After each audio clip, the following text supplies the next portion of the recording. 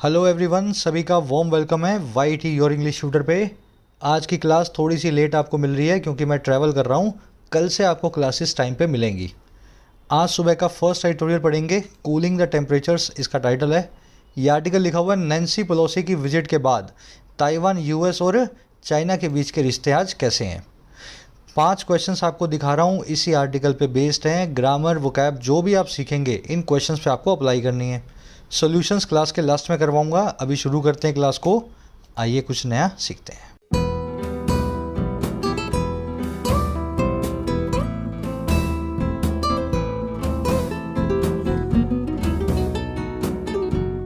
Alright, कह रहा है कूलिंग द टेम्परेचर्स। कूल का मतलब ठंडा करना, टेम्परेचर का मतलब है गर्मी या फिर कह सकते हैं तनाव। अगर किसी सिचुएशन में बहुत गर्मी होती है तो वहाँ तनाव भी तो होता है। कह रहे तनाव को कूल करना है, टेम्परेचर को, लोगों के गर्म दिमागों को ठंडा करना है। अब बात किसकी हो रही है, टाइटल पैराग्राफ से देखेंगे। कह रहे the US, China and Taiwan are left. अच्छा, क्या करते हुए? Picking up the pieces after Nancy Pelosi's visit. इसी तरीके से पढ़ो, है ना, चीज़ों का आपको सेंस आना चाहिए। कह रहे 3 कंट्रीज़ हैं, पहला है अमेरिका, दूसरा है चाइना, तीसरा है ताइवान। तीनों जो कंट्रीज़ हैं अब वो इस काम को करने के लिए लेफ़्ट हो गई हैं, इस काम को करने के लिए बची हैं। अब उनके पास और कोई काम नहीं है। अच्छा, कौन सा काम है जी? काम है पिकअप करना पीसीस को, बचा खुचा बटोरना, नुकसान हो जाने के बाद में नुकसान की भरपाई करना, ऐसा समझ लो। तो तीनों कंट्रीज जो है अब सिर्फ नुकसान को कम करने पे लगी हैं, बचा खुचा बटोरने पे लगी हैं। और ये नुकसान आया है नैन्सी पेलोसी की विजिट के बाद। तो तीनों को कुछ ना कुछ नुकसान हुआ है। चाइना और ताइवान का आपस में टेंशन्स बढ़ गई, यूएस को भी लग रहा है कि हमें भी वॉर ना करनी पड़ जाए। तो सब अब सिचुएशन को संभालने की कोशिश कर रहे हैं। ताइवान, यूएस, चाइना की वर्ब है आर। लेफ्ट हो गए हैं मतलब इस काम को करने को बचे हैं। पिकअप द पीसीस का मतलब होता है बड़ा नुकसान होने के बाद में बचा खुचा बटोरना, नुकसान की भरपाई करने की कोशिश करना। सिंपल सेंटेंस है ना। चलो अब एक काम करेंगे, इस आर्टिकल की वोकैबलरी पर नज़र डालते हैं। सारी वोकैब एक साथ पढ़ोगे तो स्मूथली आर्टिकल को पढ़ने में, आपको प्रोसेस करने में दिक्कत नहीं आएगी। और उसी के साथ में एग्जाम्स की तैयारी अगर मेरी गाइडेंस में करना चाहें तो ज़रूर से आप करें। Y T your English tutor app को डाउनलोड करके कमेंट सेक्शन में इसका लिंक रखा है। ऐप पे आपको मिलेंगे कोर्सेज, इंग्लिश राइटिंग का, बैंकिंग का और एसएससी का। राइटिंग के कोर्स में आपको लिखना सिखाते हैं, बिल्कुल बेसिक से, हज़ारों लोग सीख चुके हैं, आप भी फ़ायदा ले सकते हैं। एसएससी और बैंकिंग कोर्स में पूरा सिलेबस प्रैक्टिस सेट्स के साथ में कवर होता है, इनका भी फ़ायदा आप ले पाएंगे मेंस और प्रीलिम्स दोनों के लिए। अच्छा, ऐप से रिलेटेड कोई क्वेरी हो तो ये नंबर है, इस पर व्हाट्सअप कर सकते हैं। कोर्सेज को जानबूझ करके कम कीमत पर रखा गया है ताकि सब लोग इनका फ़ायदा ले सकें। Download the app today. चलो जी, आ जाओ। वोकैब के आज 4 वर्ड्स हैं अपने पास, टेंडेंसी, ऑफसेट, ऑग्री और डेबिलिटेट। चारों ही अच्छे वर्ड्स थे तो मैंने कोई नया वर्ड ऐड नहीं किया, ये चारों वर्ड आप ऑलरेडी कर चुके हो। टेंडेंसी मतलब आपकी प्रवृत्ति, आदत, नेचुरल हैबिट। इसको इंक्लिनेशन, प्रोक्लिविटी और प्रोपेंसिटी भी बोलते हैं। अब ये जो अच्छे अच्छे वर्ड्स देख रहे हो ना, सिर्फ सोचो, इनको देख करके थोड़ा एक बार रिपीट करो, बोलने की कोशिश करो। इंक्लिनेशन, प्रोक्लिविटी, प्रोपेंसिटी सब आपकी आदत या प्रवृत्ति के सिनोनिम्स हैं। He has a tendency to forget names. उसकी एक आदत है, प्रवृत्ति है लोगों का नाम भूल जाने की, फॉरगेट करने की, नेम्स को। तो इस तरीके से वर्ड यूज़ होता है। आज इस वर्ड के सिनोनिम को देखेंगे आप, इंक्लिनेशन को। ठीक है, नेक्स्ट वर्ड है अपने पास ऑफसेट। ऑफसेट का मतलब आपको मैंने सिखाया हुआ है, जैसे तराजू है ना, तुला, उसके एक तरफ आपने कुछ रखा तो दूसरी तरफ कुछ जब तक नहीं रखोगे ना तो पलड़ा इस तरफ का भारी रहने वाला है। तो जब आप दोनों तरफ के पलड़े बराबर कर देते हो उसको बोलते हैं ऑफसेट करना, काउंटर बैलेंस करना। समझ में आई बात? आपका नुकसान हुआ 100 रुपये का, फिर आपने 100 रुपये का मेहनत करके कुछ कमाया, तो 100 रुपये का नुकसान और 100 रुपये की मेहनत से कमाई जो है एक दूसरे को ऑफसेट या काउंटर बैलेंस कर देंगे, चीज़ों को बराबर करना। इसको मेक अप फॉर या कंपेंसेट फॉर करना भी बोलते हैं। Your virtues can not offset your voices. आपके वर्च्यूज़, आपकी अच्छाइयाँ, वर्च्यू मतलब आपके गुण, आपकी अच्छाइयाँ कभी भी काउंटर बैलेंस नहीं करती हैं आपकी बुराइयों को। अच्छाइयों के लिए प्रशंसा मिलेगी, बुराइयों के लिए गाली मिलेगी, दोनों को आपस में काउंटर बैलेंस नहीं किया जा सकता। अगला वर्ड है ऑग्री, एडवांस वर्ड है। ऑग्री का मतलब होता है अंदेशा, प्रिडिक्शन, आने वाले वक्त का, समझ गए ना, कुछ अंदेशा। इसको हेरल्ड, फोरटेल, हार्बिंगर, प्रोग्नोसिस, प्रोफेसी या ओमेन, ये सारे वर्ड से बताया जाता है। आज इसका सिनोनिम आप देखने वाले हो हेरल्ड। हेरल्ड एक नाउन होने के साथ में वर्ब भी है। अंदेशे को भी हेरल्ड बोलते हैं और अंदेशा देने को भी हेरल्ड बोलते हैं। These sales figures are a good augury या herald for another profitable year. ये सेल्स की जो आंकड़े हैं बड़ा ही अच्छा एक अंदेशा है, गुड ऑगरी है या गुड हेरल्ड है, और किसके लिए? एक और मुनाफे भरे साल के लिए, प्रॉफिटेबल ईयर के लिए। तो इस तरीके से वर्ड यूज़ होता है। आज हेरल्ड आप आर्टिकल में देखने वाले हैं। लास्ट वर्ड है डेबिलिटेट। इसका मतलब होता है लोग किसी को कमज़ोर बनाना, किसी को वीक करना। इसको undermine, paralyse, weaken, cripple, empire, सब वर्ड से बताया जाता है। आज इसका एक एडवांस सिनोनिम है होलो आउट, उसको हमने इंक्लूड कर दिया इस लिस्ट में।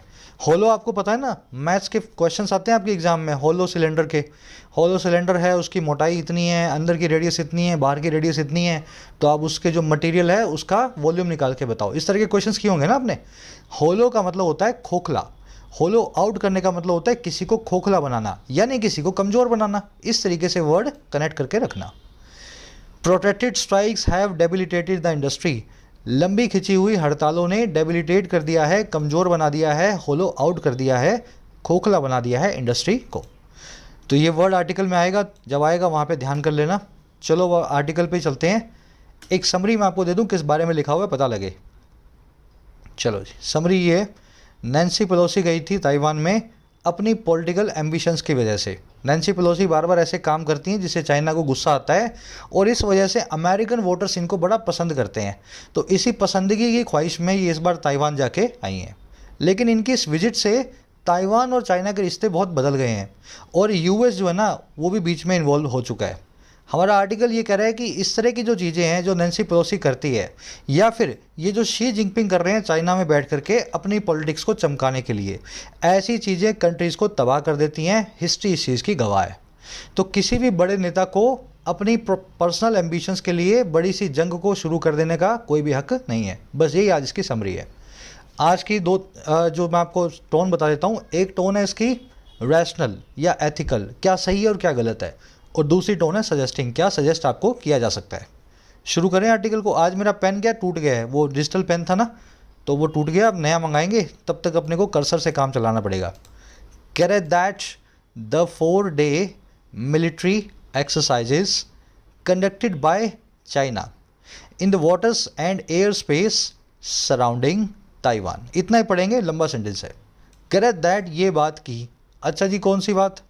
बात ये कि जो 4 दिन की मिलिट्री एक्सरसाइजेज हैं, 4-day मिलिट्री एक्सरसाइजेस। कौन सी एक्सरसाइजेस? जो कंडक्ट की गई हैं चाइना के द्वारा, कंडक्टेड बाय चाइना। अच्छा, कहाँ पे? ये अब देखो कोमा लगा के बता रहा है पूरे एडवर्बियल फ्रेज ऑफ प्लेस में। कह रहा है उन वाटर्स में, उन समुद्री सीमाओं में, और एयर स्पेस में, उस एयर स्पेस समझते हैं ना आप, जो सराउंड करता है, जो चारों तरफ है ताइवान के।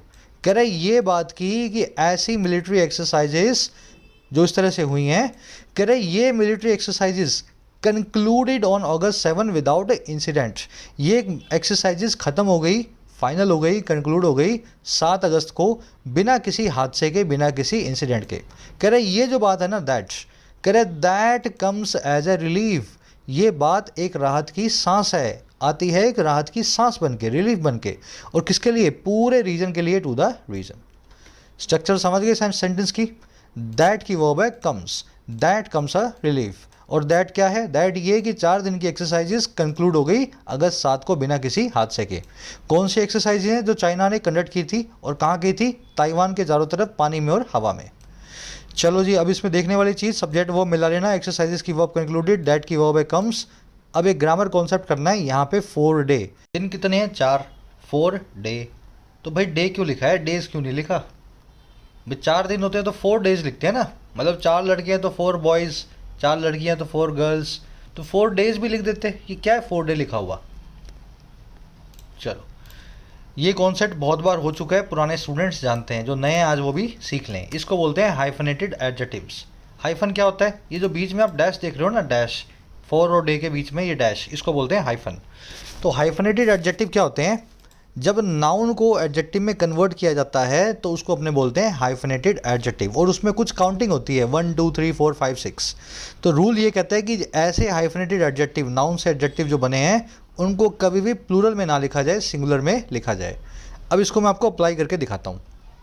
हम 4 दिन के हॉलीडे पे जा रहे हैं, तो we are going for a 4-day holiday. 4 दिन का हॉलीडे तो 4 days हॉलीडे। ध्यान रखना यहाँ पे 4 days जो है ना कोई नाउन नहीं है, ये एक एडजेक्टिव है। कैसे पता लगा? आप इसको निकाल दोगे ना तो भी सेंटेंस बना हुआ है, we are going for a holiday. तो हॉलीडे कौन सा है इसको बताने के लिए हमने लिखा है 4 day।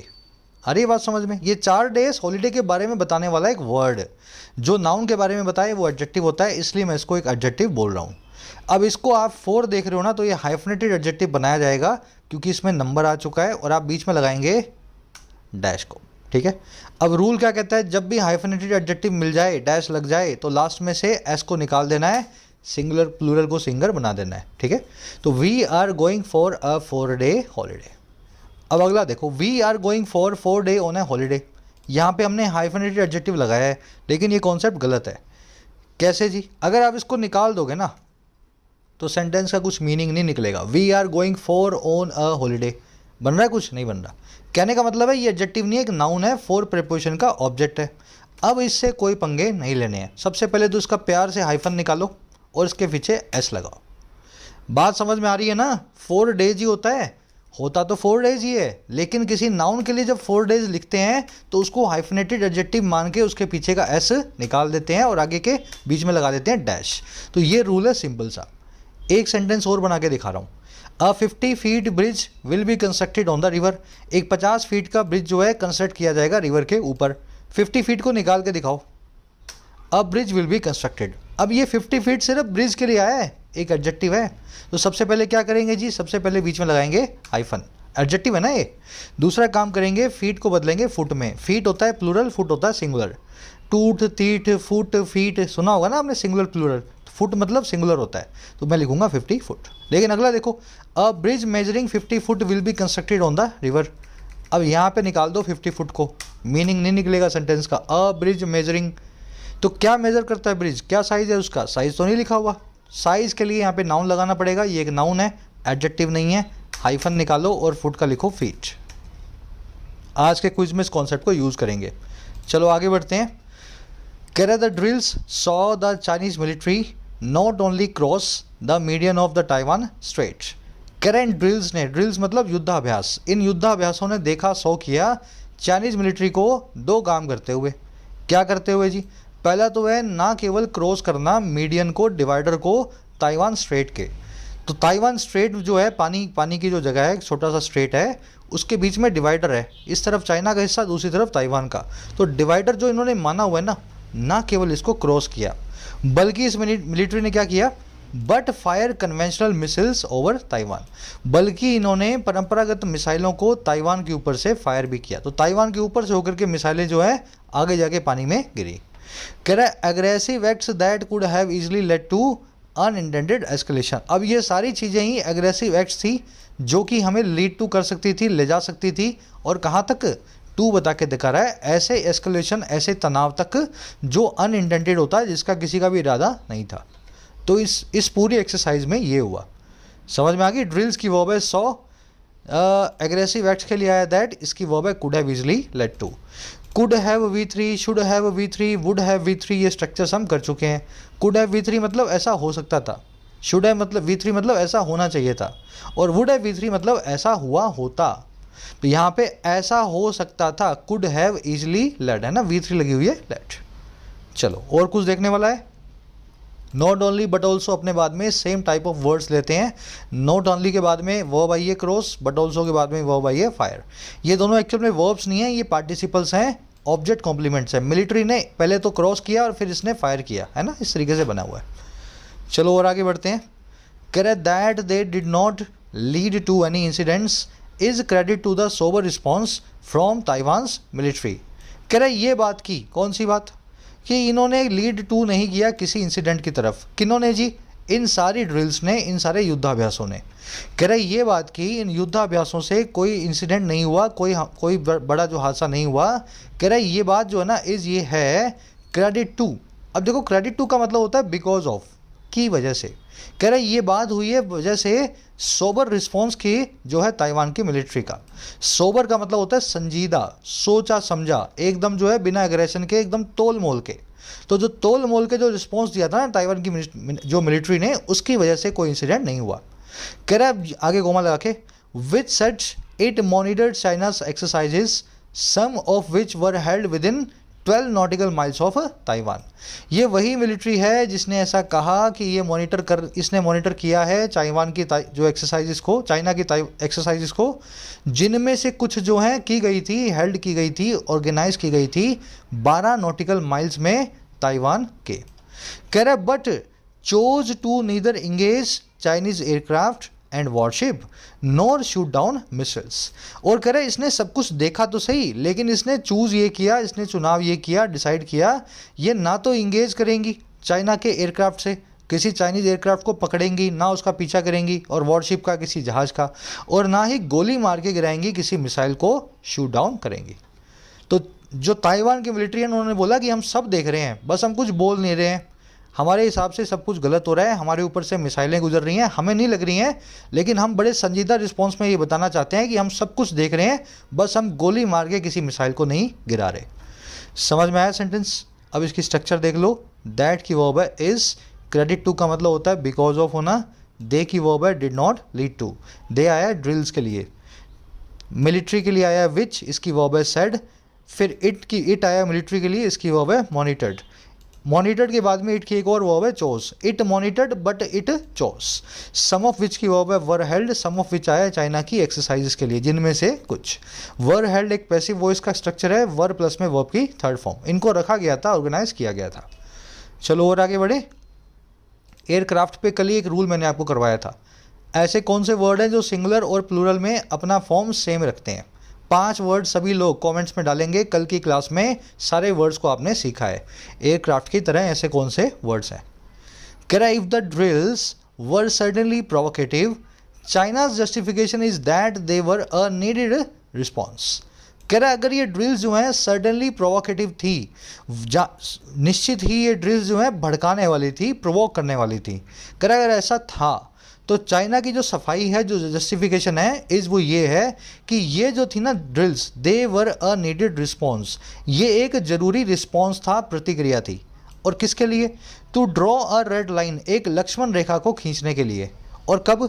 After what Beijing has seen as needless American provocation. कह रहे बाद में उस चीज़ के, आफ्टर वट बाद में उस चीज़ के जिसको बेजिंग देख चुका है, एक गैर ज़रूरी अमेरिका की प्रोवोकेशन, अमेरिका का ऐसा एक हमला, प्रोवोकेशन मतलब किसी को भड़काना, उकसाना, तो अमेरिका की तरफ से गैर ज़रूरी उकसाए जाने का काम। कह रहा है that triggered this entire crisis, जिसने शुरू किया, ट्रिगर किया इस पूरे क्राइसिस को। सेंटेंस आया समझ में? तो ये बड़ी प्रोवोकेटिव तो थी, लेकिन बीजिंग ने यही बोला कि ये करना ज़रूरी था हमें, ताकि हम एक लक्ष्मण रेखा खींचें, रेड लाइन खींचें, ताकि सबको पता लग जाए कि ये जो अमेरिका ने प्रोवोकेशन किया है ना, उसके बाद में ही हम ये सारा काम कर रहे हैं। सेंटेंस समझ चुके हो। ड्रिल्स की वर्ब है वर, इसको कलर दे देते हैं, कलर देना भूल गए अपने,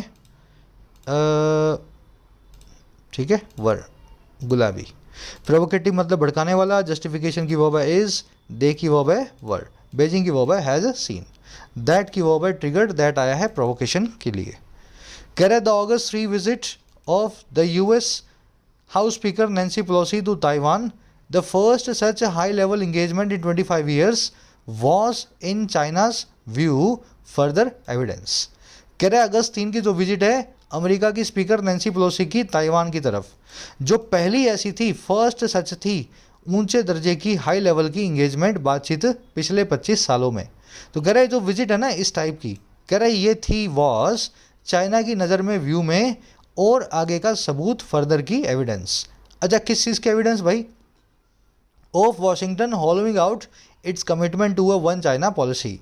ये एविडेंस है, सबूत है वॉशिंगटन के खोखला बनाने का, होलो आउट करने का, डेबिलिटेट करने का, वॉशिंगटन के कमिटमेंट को जो है वन चाइना पॉलिसी को लेकर के। तो बीजिंग ने यही बोला, ठीक है, बात आगे समझ में। अगस्त 3 विजिट की वर्ब है वॉस, एविडेंस मतलब सबूत, जो है साक्ष्य है, प्रमाण। होलो आउट मतलब कमज़ोर करना, खोखला बनाना, वीकन, अंडरमाइन, किसी को क्रिपल या इम्पेयर करना, सब इसके सिनोनिम्स हैं। चलो आगे बढ़े।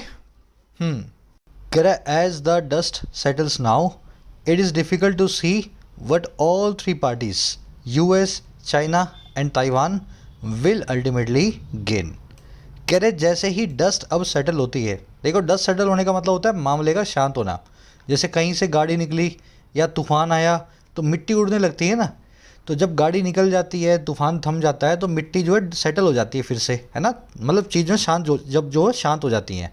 तो कह रहे जैसे ही डस्ट सेटल होती है, चीज़ें शांत होती हैं। अब बड़ा मुश्किल हो जाता है, डिफ़िकल्ट हो जाता है इस चीज़ को देखना या समझना, किस चीज़ को, वट को तीनों ही पार्टियों ने, चाइना, यूएस और जो है ताइवान ने अल्टीमेटली गेन किया या अल्टीमेटली वो गेन करेंगी। और किस चीज़ से? फ्रॉम अ विजिट, एक विजिट से। और कैसी visit? That appears to have been driven, जो दिखाई देती है कि वो ड्राइव हो चुकी है। ड्रिवन का मतलब होता है किसी चीज़ का आगे बढ़ना। कह रहे जो विजिट है जो दिखाई देती है कि वो आगे बढ़ी थी, और किसके द्वारा? More by Miss Pelosi's political inclination, ये आगे बढ़ी थी ज़्यादा मिस पेलोसी की राजनीतिक महत्वाकांक्षाओं के इंक्लिनेशन की वजह से, प्रवृत्तियों की वजह से। उनकी आदतें हैं इस तरह के काम करने की। और बजाय किसके? देन बजाय any well considered long term strategic objective, किसी भी ऐसे स्ट्रेटेजिक ऑब्जेक्टिव के जो वेल कंसीडर्ड हो, अच्छी भावना से किया गया हो और लॉन्ग टर्म के लिए हो। आ रही है बात समझ में? तो इस विजिट से कुछ हमें गेन दिखाई नहीं दे रहा। तीनों ही कंट्रियां आपस में लड़ रही हैं आज, और ये सारी विजिट नैन्सी पेलोसी सिर्फ अपनी आदतों की वजह से करके गई हैं। इससे कोई गेन वेन किसी को कुछ नहीं हुआ। डस की वर्ब है सेटल्स, इट की वर्ब है इज, पार्टीज की वर्ब है अल्टीमेटली गेन। ये जो बीच में हाइफन से हाइफन के बीच में देख रहे हो, ये पार्टीज के नाम हैं। तीनों पार्टी मतलब तीनों कंट्रीज। दैट की वर्ब है अपीयर्स, दैट आया विजिट के लिए। इंक्लिनेशन आपकी प्रवृत्ति है, प्रोपेंसिटी है आपकी, समझ गए ना, आदत है। कह रहा it is thus not hard to see why even US President Joe Biden and the US military had question against a trip. कह रहा है इसलिए इस प्रकार से, दस मतलब इस प्रकार से, इट इज़ मतलब ऐसा है। तो कह रहा है इट इज़ दस, इस प्रकार से ऐसा है कि ये बड़ा मुश्किल नहीं है, नॉट हार्ड नहीं है इस चीज़ को देखना कि क्यों यहाँ तक कि इवन अमेरिका का जो प्रेसिडेंट है जो बाइडन और वहाँ की जो मिलिट्री है यूएस मिलिट्री, इन दोनों ने ही क्वेश्चन अगेंस्ट किया था, इस चीज़ के खिलाफ चेताया था। क्वेश्चन अगेंस्ट करना मतलब किसी गलत काम के खिलाफ चेताना। और किसके खिलाफ? एक ट्रिप के खिलाफ जो पेलोसी ने की है। कह रहा है वो वाली trip that brings no lasting strategic benefits for Washington, ये वो ट्रिप है जो लेकर के आती है कोई भी स्ट्रेटेजिक बेनिफिट को नहीं, जो हो लास्टिंग, जो हो टिकाऊ। तो कोई भी टिकाऊ बेनिफिट जो है वॉशिंगटन के लिए नहीं लेकर के आती है। तो ये बड़ा आसान है, इसीलिए सारे अमेरिका में भी लोगों ने यही बोला था पेलोसी को कि आप मत जाओ, इससे सिर्फ झगड़ा होगा और कुछ हमें नहीं मिलेगा। इट की वर्ब है इज, मिलिट्री और बाइडन की वर्ब है हैड क्वेश्चन अगेंस्ट, दैट की वर्ब है ब्रिंग्स। चलो सिंपल सेंटेंस है, रिपीट करने की जरूरत नहीं है। कह रहा है for Taiwan's 23 million people and for President Tsai Ingwen the rare high profile visit, foreign visit was no doubt welcome. अब कह रहे ताइवान की बात करें तो कह रहे ताइवान के 2 करोड़ 30 लाख लोगों के लिए, और वहाँ की प्रेसिडेंट जो है मैडम साई इंगवेन, कह रहे इन दोनों के लिए ना ये जो हायर प्रोफाइल विजिट आई है, रेयर सी, जो कभी कभी होती है, कह रहा है ऐसी फॉरेन विजिट जो थी वो बिना किसी शक के, नो डाउट थी, वॉज अ वेलकम, एक स्वागत। अच्छा कैसे? In the face of increasingly global isolation on account of China pressure, ये स्वागत था इस चीज़ का सामना करते हुए, और वो चीज़ है बहुत तेज़ी से बढ़ता हुआ, इंक्रीज होता हुआ दुनिया से अलगाव, ग्लोबल आइसोलेशन। और ये किस वजह से हुआ था आइसोलेशन? ये हुआ था वजह से चाइना के प्रेशर के, on account of China's pressure. On account of का मतलब ही होता है की वजह से या बिकॉज ऑफ। समझ में आ रही है ना सेंटेंस? तो ताइवान वालों ने, ताइवान के लोग तो बड़े खुश थे इससे, मतलब मेजोरिटी जो पॉपुलेशन है वहाँ की, वो तो चाहती थी कि विजिट हो जाए। उनको तो यही लग रहा था कि इनके नैन्सी पेलोसी के आने से हमारा जो दुनिया से हुक्का पानी बंद करवा रखा चाइना ने, उसको थोड़ी राहत मिलेगी। विजिट की वर्ब है वॉस, ऑन अकाउंट ऑफ मतलब बिकॉज ऑफ, ठीक है ना, और कुछ देखने वाला है नहीं। इन द फेस ऑफ मतलब इस चीज़ का सामना करते हुए। कह रहा that short term benefit may however be offset by the fact that Miss Pelosi has arguably left Taiwan with a far worse strategic environment. अब कह रहा है इसको जो फ़ायदा हुआ भी ताइवान को, ये थोड़ा सा कि इनसे भाई दुनिया कोई बात नहीं करती थी, इनके पड़ोसी आके इनके चली गई तो इनको थोड़ा अच्छा फील हुआ। कह रहा है ये शॉर्ट टर्म का जो बेनिफिट है ना, जो 1-2 दिन का जो मज़ा था, कह रहा है हो सकता है अब वो में हालांकि ऑफसेट हो जाए, उसकी भरपाई हो जाए। ऑफसेट जान गए ना, नुकसान की भरपाई प्रॉफिट से, प्रॉफिट की भरपाई नुकसान से। तो इस मज़े की जो है भरपाई भी इस सज़ा से हो जाएगी।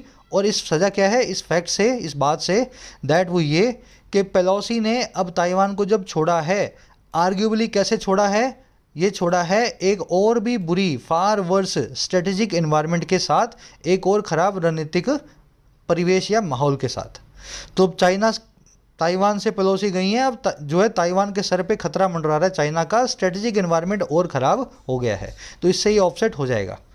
बेनिफिट की वर्ब है मे बी ऑफसेट, पेलोसी की वर्ब है हैज़ लेफ्ट। ये मे बी प्लस में वर्ब की थर्ड फॉर्म है। Set set set, V1 V2 V3 same होती है, सेट हो ऑफसेट हो, है ना। ऑफसेट का मतलब होता है काउंटर बैलेंस करना, दोनों चीज़ों को बराबर करना। चलो, अब ये कॉन्सेप्ट आप ऑलरेडी जानते हैं। कंपैरेटिव डिग्री अपने आगे कभी सो, वेरी, मोर नहीं लेगी। अगर इनको आपको कोई एडवर्ब देनी है तो वो कौन सी होगी, फार या मच। कंपैरेटिव डिग्री के आगे कभी सो, वेरी या मोर ना लगाएं। जैसे this house is more smaller than the near by villa, ये घर ज़्यादा छोटा है बाजू वाली नियर बाई वाली विला से। अब देखो, स्मॉलर कंपैरेटिव डिग्री है तो मोर मत लगाओ, यहाँ वेरी भी मत लगाओ, यहाँ सो भी मत लगाओ, सो स्मॉलर भी मत लिखो, यहाँ लिखो फार स्मॉलर, या आप लिखो मच मच स्मॉलर। तो ये कॉन्सेप्ट याद रखना, इसीलिए फार वर्स लिखा है, bad worse the worst. Worse यहाँ पे कंपैरेटिव डिग्री है, आगे फार या मच दोनों में से कुछ भी लेगी। आज के क्विज में यूज करेंगे इस कॉन्सेप्ट को। कह रहा है Chinese military has indicated its action have now heralded a new normal in the military activity across the Taiwan Strait. कह रहा है चाइना की जो मिलिट्री है वो इंडिकेट कर चुकी है इस चीज़ की तरफ, इशारा कर चुकी है क्या, कि इसके जो एक्शन है ना वो हेरोल्ड करते हैं, वो एक अंदेशा है, वो एक प्रिडिक्शन है। और किसके, एक नए नॉर्मल की। लेकिन नॉर्मल का मतलब होता है सामान्य स्थिति, नया नॉर्मल मतलब नई सामान्य स्थिति आ चुकी है। अब एक नई स्थिति वहाँ पे हो गई है जो सामान्यतः चलने वाली है, नॉर्मली आगे वैसी रहेगी। तो ये ऐसा इंडिकेट कर चुकी है मिलिट्री कि इसने जो एक्शंस अभी भी लिए हैं तो ये आने वाले एक नए नॉर्मल का अंदेशा देते हैं। और ये नया नॉर्मल होगा मिलिट्री की एक्टिविटी में ताइवान स्ट्रेट के पार या ताइवान स्ट्रेट के अक्रॉस। कह रहे अब कैसे हो गए, bringing it ever closer to Taiwan shores, और नज़दीक लाते हुए इस पूरी ड्रिल को एवर क्लोजर, पहले से काफ़ी ज़्यादा नज़दीक, क्लोजर ताइवान के समुद्री सीमा के, ताइवान के बंदरगाहों के, ताइवान के शोर्स के। तो चाइना का यही कहना है कि जो अब हमने किया है ना, अब ये बार बार करेंगे, ताइवान के पास जाएंगे, बम फोड़ के आएंगे। अब समझ लो ये रोज़ होने वाला है। मिलिट्री की वर्ब है हैज़ इंडिकेटेड, एक्शंस की वर्ब है हैव हेरोल्डेड। हेरोल्ड करना, हरबिंगर, ऑगरी, प्रोफेसी, है ना, सब एक दूसरे के सिनोनिम है। यहाँ पे वर्ब की तरह काम कर रहा है। ब्रिंगिंग यहाँ पे प्रेजेंट पार्टिसिपल साइमल्टेनियस एक्शन है। जब ये हेरोल्ड कर रहा था तब ये नज़दीक ला रहा था अपने ड्रिल्स को ताइवान, जो है ताइवान के शोर्स के। शोर का मतलब होता है समुद्री किनारा, ठीक है, शोर, सी शोर आपने सुना होगा ना, समुद्री किनारा। कह रहे Beijing and Washington meanwhile are left picking up the pieces. कह रहे चाइना और अमेरिका जो हैं, बेजिंग और वाशिंगटन जो हैं, इसी बीच मीनवाइल अब बच गए हैं पिकअप करने के लिए पीसीस को, सिर्फ टुकड़े बटोरने के लिए। और किसके, of an already strained relationship, एक पहले से ही बोझिल रिश्ते के, स्ट्रेन्ड रिलेशनशिप के, स्ट्रेन्ड मतलब जिसमें बड़ा बोझ हो। कह रहे अब कौन सा रिश्ता है, कह रहे दैट इज नाउ टीटरिंग ऑन। कह रहे जो अब लड़खड़ा रहा है, टीटर ऑन कर रहा है, और कहाँ पे, the edge of an abyss, एक गहरी सी खाई के एज पे, किनारे पे। तो कभी भी रिश्ता जो है ना खाई में जा सकता है।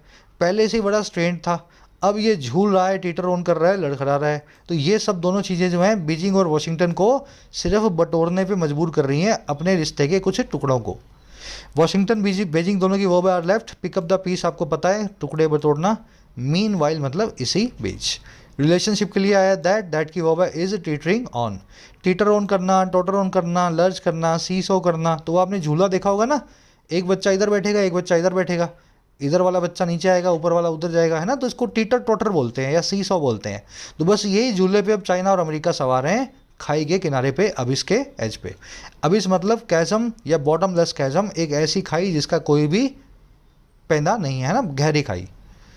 कह रहे the focus must now turn to cooling the temperature. कह रहे अब सारा फोकस जो है टर्न किया जाना चाहिए गर्म दिमागों को शांत करने पे, कूल करने पे, जो है हालात को, टेम्परेचर को। कह रहे doing so will be easier said than done. कह रहे और ऐसा करना जो है ना, ये कहना आसान है लेकिन करना मुश्किल है। Doing so will be easier said than done. कहना तो आसान है लेकिन करना मुश्किल है। और कैसे? With low level of trust, बहुत ही कम जो है लेवल है ट्रस्ट का उसके साथ ही। और किस किस के बीच? Between the world's two biggest powers, दुनिया की सबसे बड़ी दो ताकतों के बीच। तो कहना आसान है, करना मुश्किल है, ये बड़ा डिफिकल्ट होगा। डूइंग के वर्ब है विल बी। चलो, करे in response to Miss Pelosi's visit, Beijing last week said it will cut off military channels with Washington. कह रहे प्रतिक्रिया देते हुए, रिस्पॉन्स करते हुए, इन रिस्पॉन्स टू, और किसके? पेलोसी की विजिट के। हुआ क्या? बेजिंग ने पिछले हफ्ते ऐसा कहा, बेजिंग सेड लास्ट वीक। क्या कहा? ये कट ऑफ कर लेगा, ये तोड़ देगा, काट देगा सारे मिलिट्री चैनल्स को, सारे बातचीत करने के सैन्य जो है चैनल्स को, है ना, रस्तों को। और किसके साथ? वॉशिंगटन के साथ। और कैसे काटेगा भाई?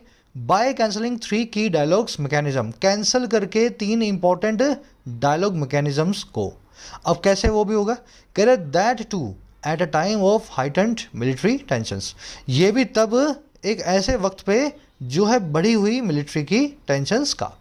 तो बेजिंग ने ही बोला कि टेंशन बढ़ रही है, अब इस टेंशन को कम नहीं करेंगे, बल्कि बातचीत का जो रास्ता है, हॉटलाइन जो है आप दोनों के मेरे बीच की, उसको भी हम डिस्कनेक्ट कर रहे हैं। अब हमें कोई बात आपसे नहीं करनी है। बेजिंग की वर्ब सेड, इट की वर्ब है will cut off. Last week आ चुका है, एडवर्ब ऑफ पास्ट दे दी गई है, इसलिए पास्ट इंडेफिनिट टेंस। अगर यहाँ पे टाइम ना दिया होता तो आप लिख सकते थे बेजिंग हैज सेड, है ना, हैज सेड। कह रहे war it is said is too important to be left to the generals. कह रहे वॉर जो है ना, जंग, ऐसा कहा जाता है, इट इज सेड, ऐसा कहा जाता है। क्या कहा होता है भाई? कह रहे वॉर जो है बड़ी इंपॉर्टेंट है, छोड़े जाने पे, लेफ्ट किए जाने पे जनरल्स के ऊपर। वॉर इतनी इंपॉर्टेंट है कि सिर्फ मिलिट्री जनरल्स के जो है कंधे पे नहीं डाली जा सकती।